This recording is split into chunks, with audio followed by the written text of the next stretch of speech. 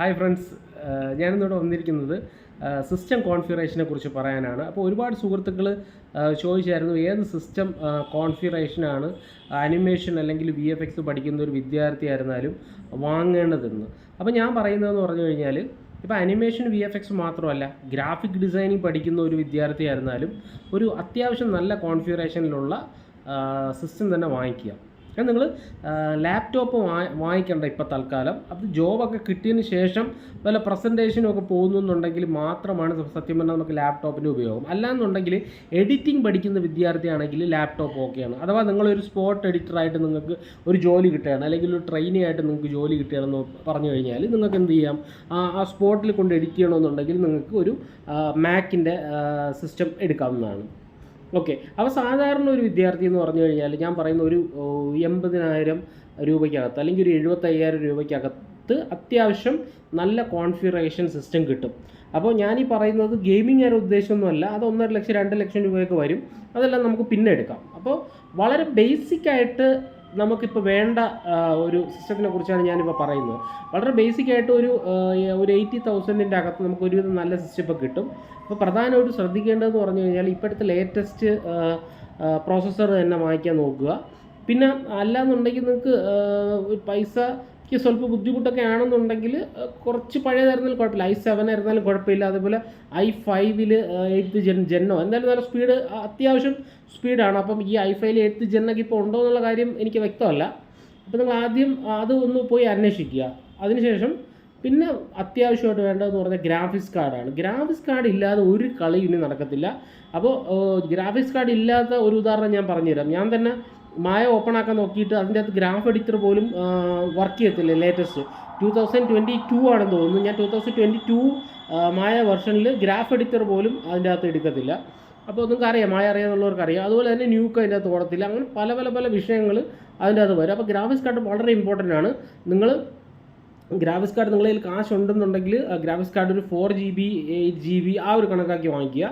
അല്ല, പൈസ കുറവാണെന്നുണ്ടെങ്കിൽ ഒരു 2GB വല്ലതും വാങ്ങിച്ചിട്ട് അതിനനുസരിച്ചുള്ള പോർട്ട് ഉള്ള, അതിൻ്റെ നമുക്ക് ഇനിയും അപ്ഗ്രേഡ് ചെയ്യാൻ കണക്കാക്കിയിട്ടുള്ള പോർട്ട് തന്നെയാണെന്നുള്ള കാര്യം ഉറപ്പ് വരുത്തുക. അതുപോലെ തന്നെ മെമ്മറിയും ഇപ്പോൾ എല്ലാം വരുന്നതിലെല്ലാം എക്സ്ട്രാ സ്ലോട്ടുകളുണ്ട്. സ്ലോട്ടുകൾ അതിൻ്റെ കൂട്ടത്തിൽ ആഡ് ചെയ്യാൻ ശ്രമിക്കുക. കാരണം എന്ന് വെച്ചാൽ ഇത് നമുക്ക് നമ്മുടെ ജീവിത മാർഗ്ഗമാണ്. ഇത് നമ്മുടെ ഒരു വർത്താണ്. അപ്പം അതിന് കണക്കാക്കിയിട്ട് നമുക്ക് അപ്ഗ്രേഡ് ചെയ്യാൻ കണക്കാക്കിയിട്ടുള്ള ഒരു സിസ്റ്റം തന്നെ എടുക്കുക. ഇപ്പോഴത്തെ ഒരു ലേറ്റസ്റ്റ് ട്രെൻഡിങ് ആയിട്ടുള്ള സിസ്റ്റം തന്നെ എടുക്കുക. ലാപ്ടോപ്പ് ഞാൻ പറഞ്ഞില്ലേ, ലാപ്ടോപ്പ് ആക്ച്വലി ഒരു പ്രസൻറ്റേഷൻ ആ ഒരു പെർസ്പെക്റ്റീവിൽ, കാരണം ഞാൻ ലാപ്ടോപ്പ് യൂസ് ചെയ്തിട്ടുണ്ടായിരുന്നു. അപ്പോൾ ആ ഒരു ലാപ്ടോപ്പ് എന്ന് പറഞ്ഞാൽ മാക്സിമം ഒരു 2 വർഷമൊക്കെ കഴിയുമ്പോൾ ആ ലാപ്ടോപ്പിൻ്റെ ആ ഒരു സംഭവമൊക്കെ പോകും, നോർമൽ ലാപ്ടോപ്പ് ആണെന്നുണ്ടെങ്കിൽ. അല്ലെങ്കിൽ ഇത് അനിമേഷൻ VFXകാർക്ക് പറഞ്ഞിട്ടുള്ളതല്ല ലാപ്പ് എന്ന് പറഞ്ഞു കഴിഞ്ഞാൽ. അല്ലെങ്കിൽ വല്ല പ്രസൻറ്റേഷനോ, നേരത്തെ പറഞ്ഞ പോലെ പ്രസൻറ്റേഷനോ അങ്ങനെ എന്തെങ്കിലുമുള്ള കാര്യങ്ങൾക്കാണ് നമ്മൾ കൂടുതലായിട്ട് നമ്മൾ ലാപ്പ് പ്രിഫർ ചെയ്യുന്നത്. അല്ല എന്തെങ്കിലും കാണിക്കാനോ ജസ്റ്റ് മായൊക്കെ ഒന്ന് ഓപ്പൺ ചെയ്തിട്ട് എന്തെങ്കിലും കാണിച്ചു കൊടുക്കാനൊക്കെ ആണെങ്കിൽ ഓക്കെ. അല്ല റെൻഡറിങ് അങ്ങനെയുള്ള കാര്യങ്ങളൊന്നും നമുക്കൊരു അസറ്റ് അല്ല. അപ്പോൾ നിങ്ങൾ എന്ത് ചെയ്യുക, നിങ്ങളൊരു അത്യാവശ്യം നല്ല കോൺഫിഗറേഷനിൽ ഒരു 75,000 അകത്തുള്ള അല്ലെങ്കിൽ ഒരു 80,000 അകത്തുള്ള നിങ്ങളുടെ ബഡ്ജറ്റിന് അനുസൃതമായിട്ടുള്ള ഒരു സിസ്റ്റം എടുക്കുക. പിന്നെ ഒരു കാര്യം, വെറുതെ പാവപ്പെട്ട മാതാപിതാക്കൾ ബുദ്ധിമുട്ടിക്കരുത്. എനിക്ക് സിസ്റ്റം വേണമെന്ന് പറഞ്ഞ് നിങ്ങളിപ്പോൾ എവിടെയെങ്കിലും പഠിക്കുന്നൊരു വിദ്യാർത്ഥിയാണെന്നുണ്ടെങ്കിൽ അവിടെ തന്നെ നിങ്ങൾക്ക് വർക്ക് ചെയ്യാമല്ലോ. നിങ്ങൾ കുറച്ചും കൂടെയൊക്കെ അവരുടെ കയ്യിൽ പൈസ വന്നിട്ട്, അല്ലെങ്കിൽ നിങ്ങൾക്ക് പഠിച്ച എന്തെങ്കിലും ജോലി കിട്ടിയതിന് ശേഷം നിങ്ങൾക്ക് എന്ത് ചെയ്യാം, ഒരു സിസ്റ്റം എടുക്കാവുന്നതേ ഉള്ളൂ.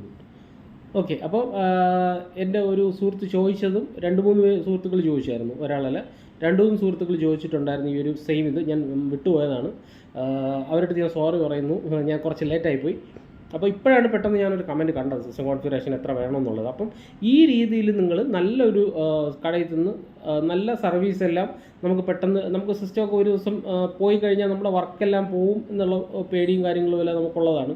ഒരു ദിവസം സിസ്റ്റം ഇല്ലെങ്കിൽ നമ്മളെ ഫയൽസ് വരെ കറക്റ്റായി പോയി കഴിഞ്ഞാൽ നമുക്ക് എന്ത് ചെയ്യും, നമുക്ക് ഭയങ്കര ടെൻഷനായി പോകും. അപ്പോൾ സർവീസും പക്ക കാര്യങ്ങളും എല്ലാം പക്കയാണ്, വാറണ്ടി എല്ലാം ഉണ്ട് എന്ന് ഉറപ്പുള്ള നല്ലൊരു ഷോപ്പിൽ തന്നെ പോയി എടുക്കുന്നതാണ് നല്ലത്. ഞാൻ പറയുന്നത്. അതാകുമ്പോൾ വാറണ്ടിയുടെ പുറത്ത് നമ്മൾ ഓടേണ്ട ആവശ്യമില്ല. അവരും സെയിം പ്രോസസ്സ് തന്നെയാണ് ചെയ്യുന്നത്, എന്നാലും നമ്മൾ അത്രയും റിസ്ക് എടുക്കേണ്ട കാര്യമില്ല. ആദ്യമായിട്ട് നമ്മൾ വാങ്ങിക്കുന്ന കമ്പ്യൂട്ടർ ആണെന്നുണ്ടെങ്കിൽ നമ്മൾ അത്രയും റിസ്ക് എടുക്കേണ്ട ആവശ്യമില്ല.